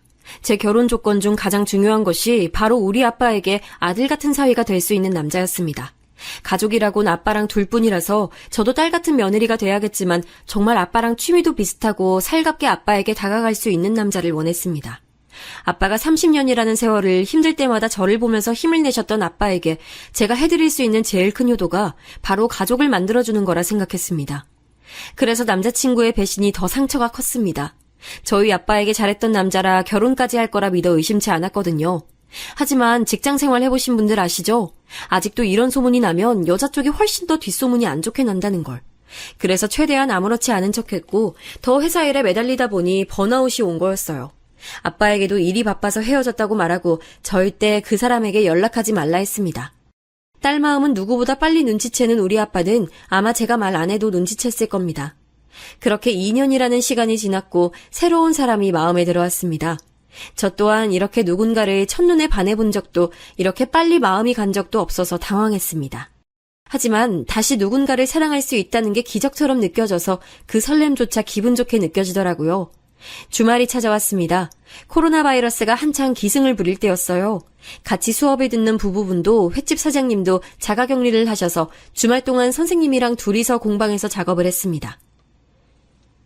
지연 씨랑 둘이서 작업하니 음악 틀어놓고 저희 천천히 진도 나갈까요? 평소 만들고 싶었던 디자인이 있으시면 말씀해 주세요.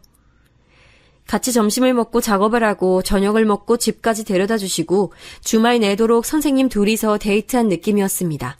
선생님이랑 이야기를 할수록 더 선생님께 끌렸고 선생님 또한 저에게 마음이 있는 것 같은데 먼저 선뜻 다가오지 않으시더라고요. 선생님, 제가 수업 끝날 때까지 기다리려고 했어요. 하지만 용기 내서 놓치지 않는 게 중요해진 나이인 것 같아요. 저는 선생님 말투도 좋고 저를 쳐다보는 눈빛도 좋고 선생님이 아니라 남자 김기석 씨에 대해 더 알고 싶어요. 선생님은 고민해 보시겠다고 하더라고요. 사실 저도 지연 씨에게 마음이 없는 건 아니에요. 다만 제가 아직 몫으로서 기반을 잡은 상태가 아니에요. 지연 씨는 상관없다고 하시겠지만 아직 그렇게 많은 돈을 벌 수가 없어요. 저도 젊은 나이도 아니고 30대 중반에 이렇게 설렐 수가 있다는 거 얼마나 힘든 일인지 저도 알고 있어요. 하지만 수업 끝나기 전에 우리 사이가 연인으로 확정짓는 건 아닌 것 같아요. 그러니 우리 시간을 두고 생각해봐요. 저 또한 지연 씨에게 호감이 있어요. 그 이상일 수도 있고요. 저를 좋게 봐주셔서 고맙습니다. 저는 선생님께 그럼 수업 끝나는 날까지 이렇게 썸을 타면서 서로 알아가 보자고 제안했고 선생님은 그날부터 저에게 선생님이 아닌 기석 씨가 됐습니다. 그렇게 한 달이 지난 어느 날이었어요. 이번 주 목공 수업은 그 다음 주로 보강해드리도록 하겠습니다. 죄송합니다. 라는 문자가 왔더라고요. 문자를 보자마자 연락했어요. 기석 씨 어디 아파요? 무슨 일 있는 거 아니죠? 갑자기 수업을 못한다고 하니 너무 걱정이 되어서. 저의 걱정 어린 카톡에 바로 연락이 오더라고요. 새로 들어가는 작업을 하다가 손가락이 골절돼서 아무래도 뼈가 붙는 2주 동안은 수업도 쉬는 것이 좋을 것 같아서 수업을 미룬 거라고, 너무 걱정하지 말라고, 이제 병원에서 집으로 가는 길이라며 웃으며 전화를 끊는 글을 보니 반찬이라도 해서 가져다주고 싶은 마음이 들었습니다. 혼자 살다 보면 아플 때 가장 많이 서러운 걸 자취해보신 분들은 아시죠?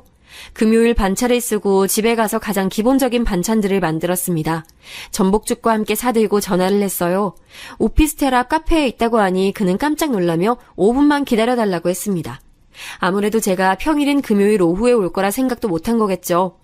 야구 모자를 푹 눌러 쓰고 나온 그는 팔을 통깁스했고 얼굴에 상처 또한 누가 봐도 아파 보였습니다.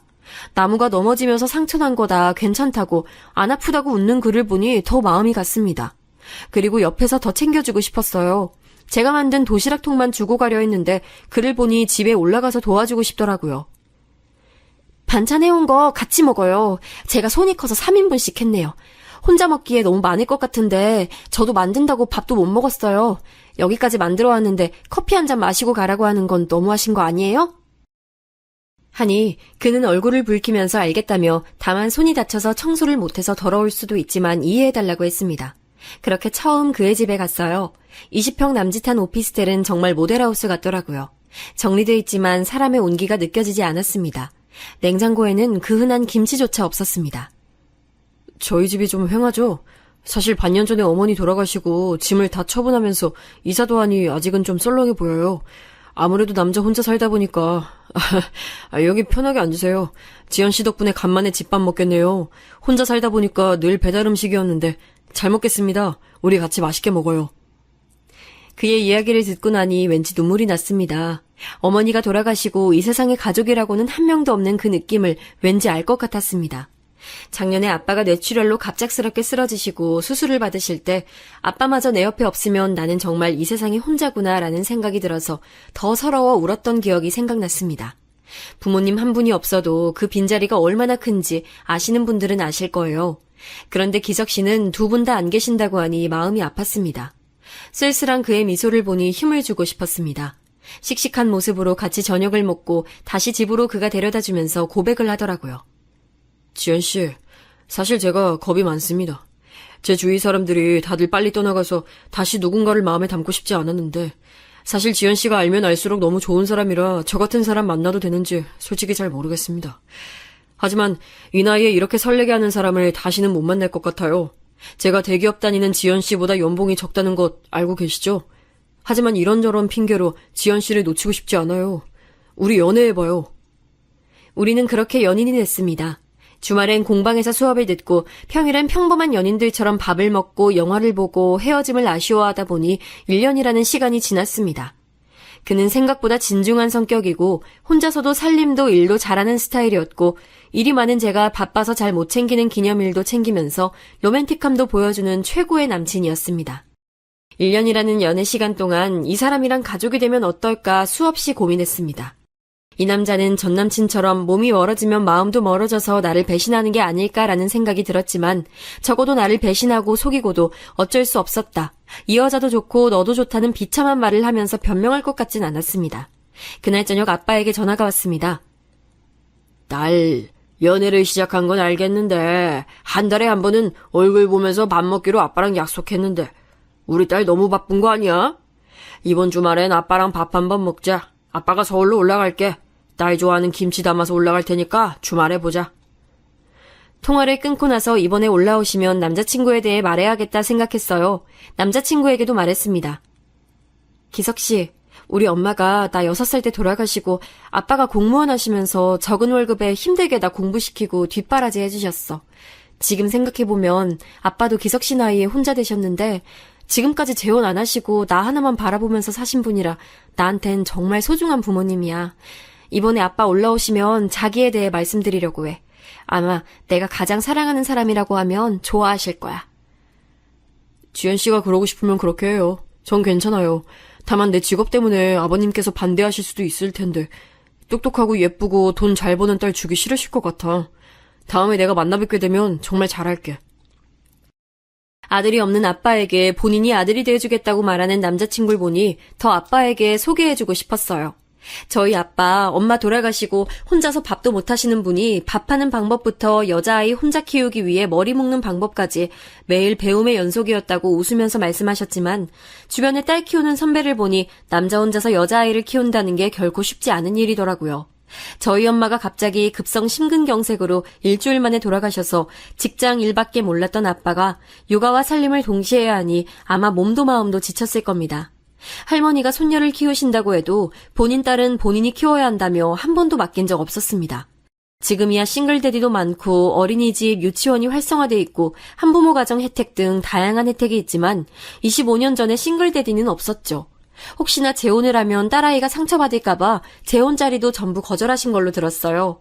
저 시집 보내고 나면 생각해 보시겠다고 한사코 거절하셨다며 고모가 늘 아빠에게 잘해야 한다고 말씀하셨거든요. 그래서 지금 사귀는 이 남자가 더 아빠랑 잘 지낼 수 있을 거라는 확신이 들었습니다. 비록 나보다 연봉이 적을 순 있지만 그만큼 제가 남들보다 많이 벌고 있으니 별 문제 되지 않을 거라 생각했어요. 늘 아빠는 지연이가 좋은 게 제일 중요하지라고 말씀하셨으니까요. 하지만 현실은 다르더라고요. 아빠를 만나고 밥을 먹고 분위기 좋은 카페에서 남친에 대한 얘기를 했어요. 아빠, 나 마음에 드는 사람 생겼어. 아빠한텐 말 안 했지만 2년 전에 전 남자친구가 바람을 펴서 나 몰래 오래 사귀고 있었는데 뻔뻔하게 남자는 해외 나가면 다 그런다는 식으로 말하더라. 그게 너무 상처가 돼서 평생 연애도 결혼도 안 하고 싶었거든? 그런데 취미생활 해보려고 한 목공 수업에서 지금 남친 만났어. 직업은 목수고 나보다 2살 많은 사람이야. 부모님은 작년에 돌아가셨고 지금 만난 지 1년 됐어. 아빠, 나 이 남자랑 결혼하고 싶어. 정말 같이 살고 싶은 사람이야. 이 사람 닮은 아이도 낳고 싶고 아빠한테 축하도 받고 싶어. 아빠 한번 만나보실래요? 나는 절대 그놈 안 만난다! 아빠는 화를 내시면서 자리를 박차고 나가셨습니다. 딸한테 간다는 인사조차 안 하신 아빠는 긴 문자를 보내셨어요. 지연아, 아빠가 지금 너를 보면 너무 험한 소리를 할 것 같아서, 그러면 서로에게 너무 상처가 될 것 같아서 인사도 안 하고 대구에 내려간다.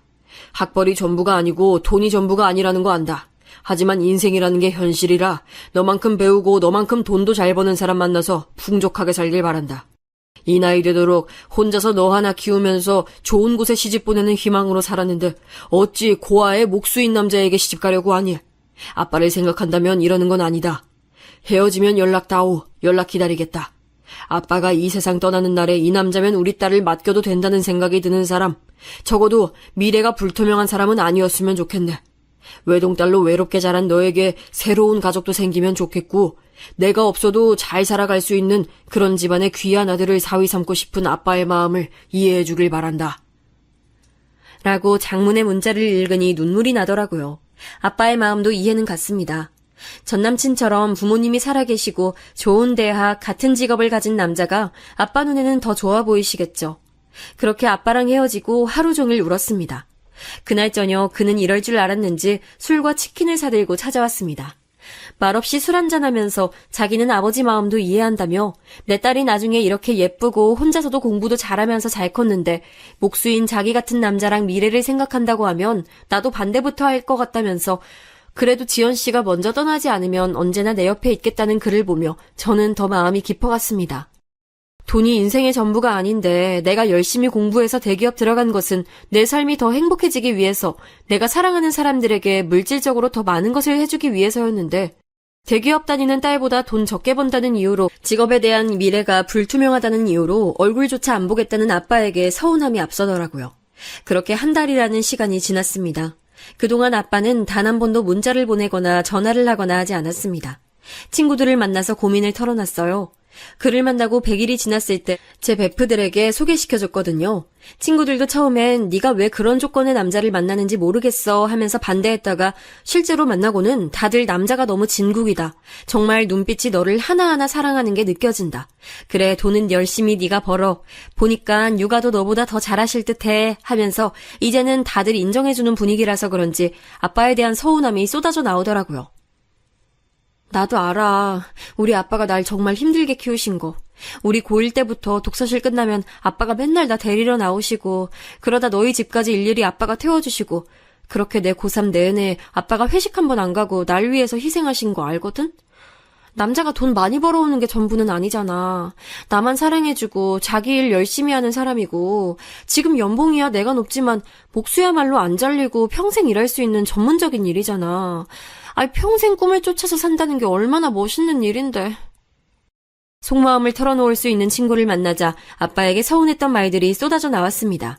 내 마음을 아빠가 너무나 몰라준다는 생각이 들었고 나한텐 소중한 사람인데 돈으로 저울질대는 게 억울하기도 했습니다. 지연아, 내가 딸이 있잖아. 자식을 키우니까 세상 보는 눈이 달라지더라. 난 너네 아버지 마음 이해해. 하지만 여자로서 네 마음도 이해해. 아, 이건 정답이 없는 것 같아. 조건 좋은 남자 만나서 잘 살 수 있지. 아, 근데 조건 좋은 남자랑 사랑 없이 사는 게 행복할까? 그건 절대 아니라고 본다. 결혼은 현실이야. 정말 하나하나 맞춰가도 싸우는 일 많은데 그래도 사랑한 기억 가지고 살면서 늙어가는 건데. 난 결혼 찬성.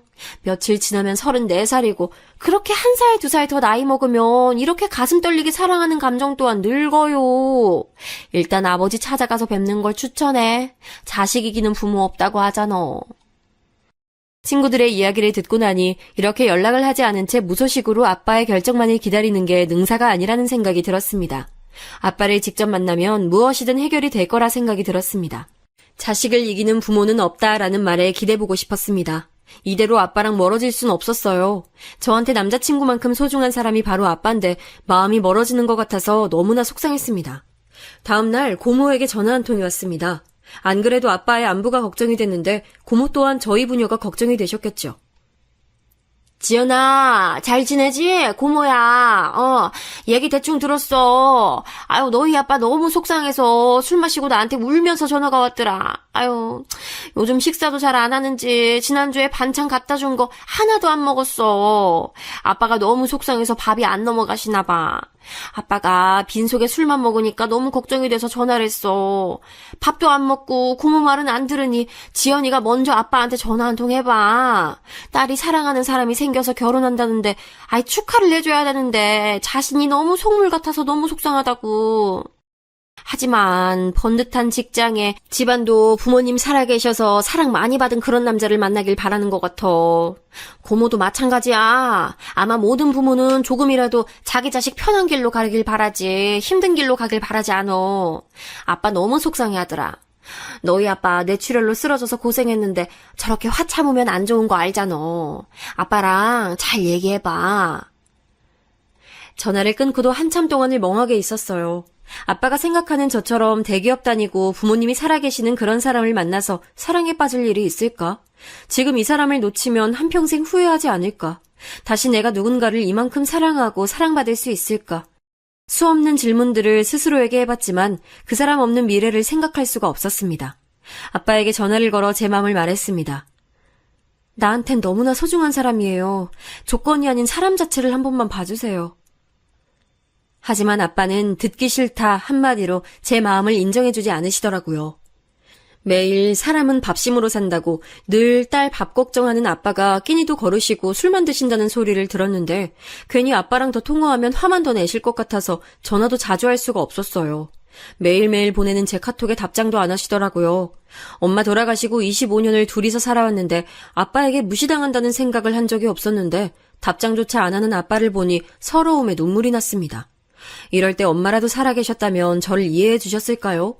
주말에 둘이서 아빠가 계신 고향집으로 내려갔습니다. 초인종을 누르자 아빠는 소리부터 치시면서 당장 나가라고 얼굴 따위 보고 싶지 않은데 왜 데리고 왔냐며 대문조차 열어주지 않으셨습니다. 남자친구에게 너무나 미안한 마음이 들었습니다. 1시간 정도 밖에서 기다리다가 억지로 대문을 열고 들어가려고 하자 남자친구가 오늘은 그만 돌아가자 하면서 괜찮다고 각오한 일이라고 토닥여주는데 정말 눈물과 함께 미안함에 몸둘 바를 모르겠더라고요. 4시간이나 걸려서 운전해서 왔는데 문전박대를 당하니 서럽고 마음도 아팠습니다. 그렇게 또 일주일이라는 시간이 지났습니다. 남자친구는 이번 주에도 또 고향집을 내려가자고 하더라고요. 솔직히 지난주에 문전박대 했으니 이번 주에는 문은 열어주시겠지 생각했습니다. 얼굴이라도 보여드리고 인사라도 시켜주고 싶은 마음이 컸습니다. 고모에게 미리 내려간다고 언질 드렸는데 아빠는 집에 계시지 않았습니다. 전화기 전원도 꺼두시고 사라지신 아빠는 아마 저랑 남자친구를 만나기 싫어서 일부러 자리를 피하신 것 같았습니다. 그날 아빠가 전화를 받으실 때까지 100통이 넘게 전화를 한 것 같네요. 주말 내내 아빠를 기다렸지만 전화 한 통 받지 않으시던 아빠 때문에 서울 올라오는 내내 울었습니다. 오히려 남자친구는 미안하다며 저를 달래주는데 너무 화가 나더라고요. 아빠가 보실지 모르지만 문자를 보냈습니다. 이렇게 딸 마음에 상처 주면서 자리를 피하시면 좋으시냐고. 한 번만 만나달라고 사정을 하는데 이렇게 피하면 나랑 인연 끊고 싶어서 이러시냐고. 아빠 없이 결혼식은 못하니까 혼인신고만 하고 살까? 아빠가 바라는 게 이런 거야? 저 또한 나중에 후회할 거라는 걸 알았지만 아빠에게 상처 주는 말만 나오더라고요. 그 이후 2주 동안 아빠는 제게 연락이 없었습니다. 저 또한 연락을 안 했습니다. 어차피 제 전화는 안 받으시고 남자친구 연락도 안 받으시더라고요. 그 사이에 남자친구는 매일 아버지께 문자를 보냈다고 합니다. 자기소개부터 날씨 이야기, 야구 이야기 등 매일 안부 문자처럼 보냈다는 걸 한참 후에 알게 됐습니다. 수신 차단을 했는지 전화도 안 받으시던 아빠가 어느 날 전화를 받으시더라고요. 그날 저희 셋에게 큰 사건이 일어났습니다.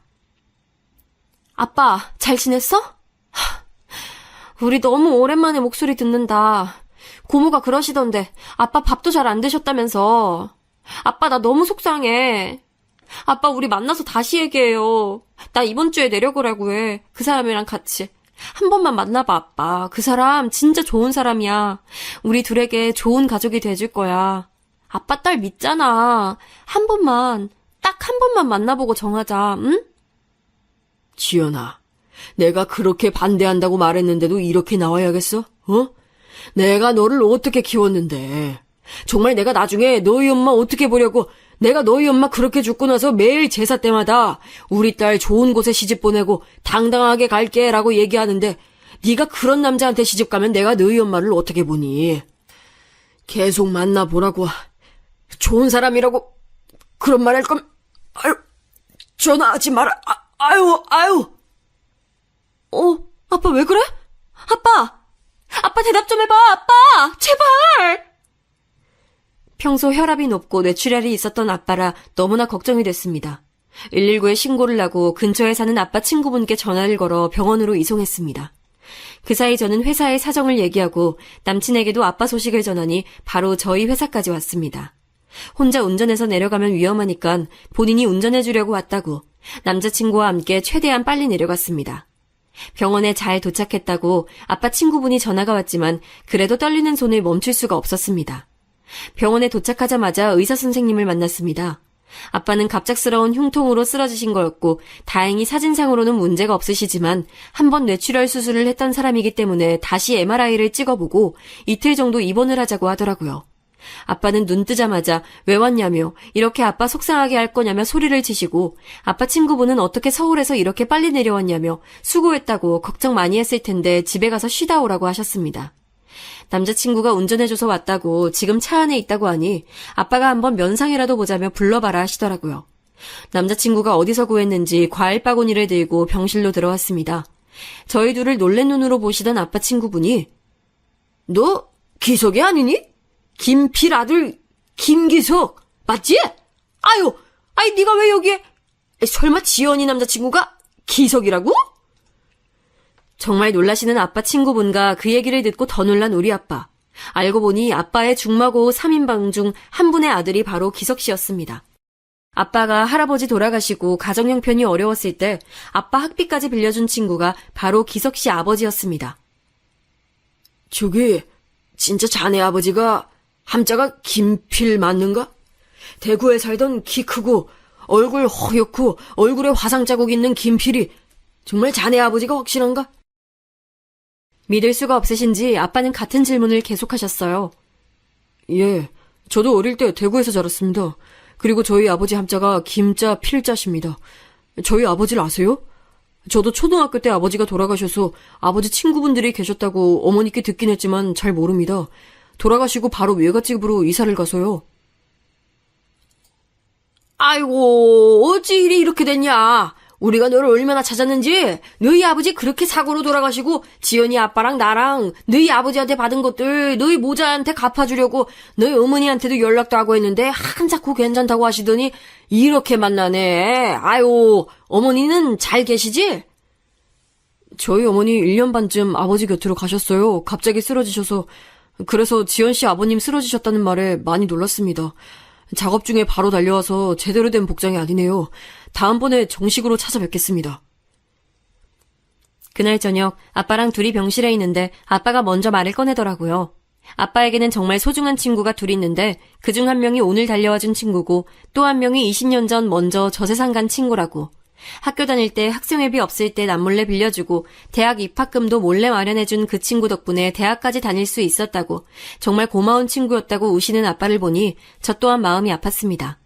저도 어릴 때부터 아빠에게 친구분 얘기를 진짜 많이 들었거든요. 저희 엄마 돌아가셨을 때 아빠를 대신해서 저희 집에서 어린 저를 케어해주신 분이라고.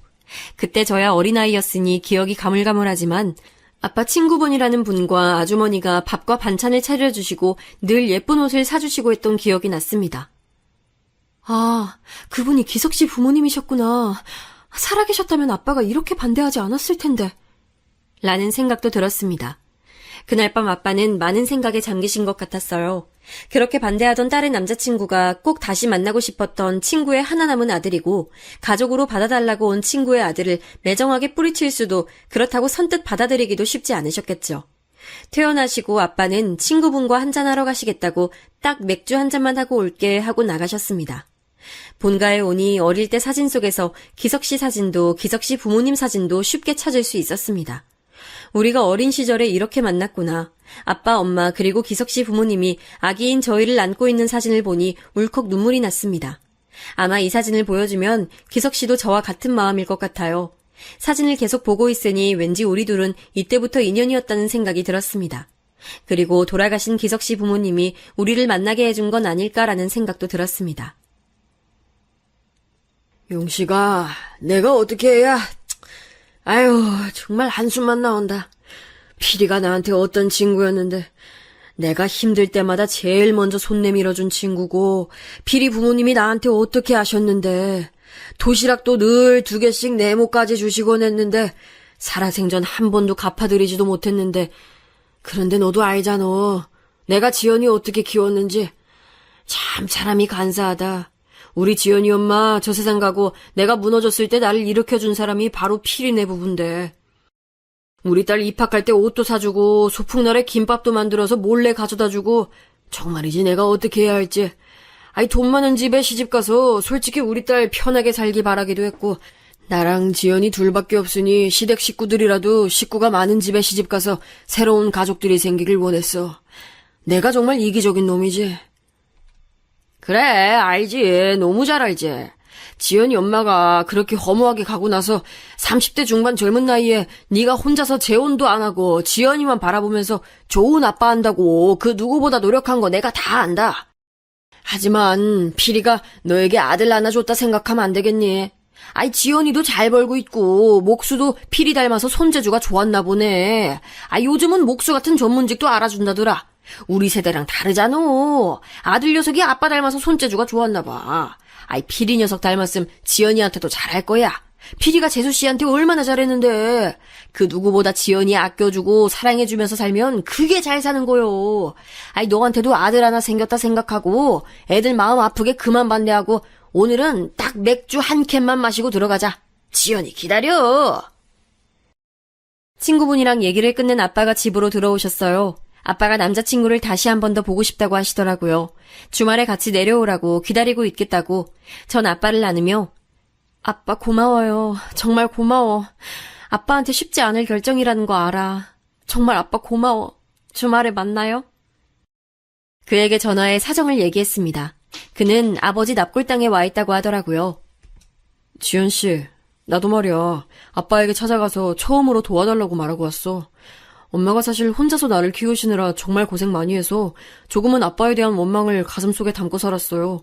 근데 이 순간 아빠한테 나 허락받을 수 있게 도와달라고 빌고 싶더라. 돌아가신 아빠 대신 지연씨 아버지를 내 아버지로 생각하면서 살겠다고. 다음엔 지연씨도 데리고 올 수 있게 도와달라고 말하고 왔어. 우린 서로 웃다가 울다가 긴 통화를 마치고 주말에 만났습니다. 한껏 꾸미고 나온 그를 보니 정말 이제 결혼 승낙을 받으러 가는구나 싶었어요. 당일치기로 갔다 오려고 했는데 그는 한 짐을 싸서 왔더라고요. 왜 이렇게 짐이 많냐 물으니 그는 아버지와 함께 일주일이라는 시간을 보내겠다고 하더라고요. 남자친구는 아빠가 좋아하는 낚시부터 삼성 라이온즈 야구표까지 아빠에게 제가 해드릴 수 없는 것들을 같이 하면서 친해지고 싶다고 말했습니다. 이렇게 마음이 따뜻한 남자가 내 남자라니 조건이 좋은 남자보다 결국은 편하고 언제나 내 편이 되어줄 수 있는 남자가 최고란 생각이 들었어요. 결혼이 현실이지만 글쎄요. 그 매일 반복되는 하루가 행복해지는 조건이 아니라면 돈만 바라보고 서로 비슷한 학벌, 연봉에 맞춰서 하는 결혼만이 행복한 건 아니겠죠. 드디어 집에 도착했습니다. 아빠가 먼저 보고 싶다고 했지만 그래도 떨리더라고요. 그는 제 손을 잡고 걱정하지 마, 다 잘 될 거야 하면서 저를 안심시켰습니다. 아버님, 저희 왔습니다. 하면서 웃으며 집으로 들어갔습니다. 그의 손을 잡고 집으로 들어가면서 아, 나는 평생 이 손을 못 놓겠구나 라는 확신이 들었습니다. 이리 앉게. 온다고 수고 많았어. 내가 많이 생각해봤네. 우선 내가 자네 조건만 듣고 반대해서 미안하네. 자네도 홀어머니 밑에서 고생하면서 컸겠지만 우리 지연이도 내가 정말 귀하게 키운 딸일세. 만약 필이 아들만 아니었으면 계속 반대했을 거야. 하지만 필이가 자네 어머니한테 정말 잘했거든. 우리가 매일 마누라에게 잡혀 산다고 놀려도 자네 어머니 만나서 정말 행복하다고 자네를 가졌다고 자랑했을 때도 자네 돌잔치 날에도 내가 다 있었어. 자네 또한 내 아들처럼 우린 그렇게 키웠어. 아마 우리 아내가 일찍 저 세상 가지 않았고 자네 아버지가 오래 살아있었다면 너희 둘 다 더 일찍 만나서 오누이 같은 사이가 됐겠지. 어제 자네 아버지가 꿈에 나오더군. 나를 웃으면서 부르는데 자네 얼굴이랑 겹쳐서 보이는 거야. 그래서 결심했네. 자네를 내 아들로 받아들이겠다고. 우리 지연이 잘 부탁하네. 아버님, 정말 감사합니다. 안 그래도 혹시나 반대하시면 아버님 옆에서 일주일간 붙어서 허락받으려고 짐 싸왔습니다. 사실 아버지가 일찍 돌아가셔서 아버지와 무언가를 추억을 공유한 적은 없습니다. 우선 아버님이 좋아하시는 낚시부터 배우겠습니다. 제가 손으로 하는 건 무엇이든 잘합니다. 아버님 아들로서 그리고 지연 씨의 남편으로 최선을 다해 살아가겠습니다. 정말 실망시켜드리는 일 없이 잘하겠습니다. 허락해주셔서 감사합니다. 아빠, 우리 예쁘게 잘 살게요. 허락해주셔서 너무 감사해요. 아빠랑 그렇게 싸우고 나 많이 울었어요. 나한테 제일 소중한 아빠인데 아빠 다시 쓰러질까봐 내가 얼마나 걱정했는데. 아빠 정말 고마워. 그렇게 그는 저희 신랑이 됐습니다. 아빠 말씀으로는 저희가 오기 전날 기석씨 아버님이 꿈에 나와서 그렇게 잔소리를 했다고, 그래서 저 세상 오면 다시는 친구도 안 할 거라고 말씀하셨답니다. 그리고 어머님까지 나와서 우리 아들 예쁘게 봐달라고 오는데 기석이를 내 아들이다 생각하고 살아야겠다 마음먹으시곤 친구도 딸도 잃고 싶지 않다고 반대해서 미안하다고 하셨어요. 남은 생 동안 우리 부부 즐겁게 사는 모습 보고 가겠다고 마음을 먹고 나니 한결 편해지셨다고 웃으며 말씀하시더라고요. 내일은 아빠를 모시고 시아버지 시어머니 납골당에 가보기로 했습니다. 정말 하늘이 이어준 인연은 있다는 말이 저희 부부를 두고 하는 말이 아닐까요? 이 인연을 소중히 여기면서 이제는 아빠와 저 그리고 예비신랑까지 행복한 일만 남았네요. 만날 사람은 무슨 일이 있어도 만난다는 말, 저는 이제 그 말 믿으려고요.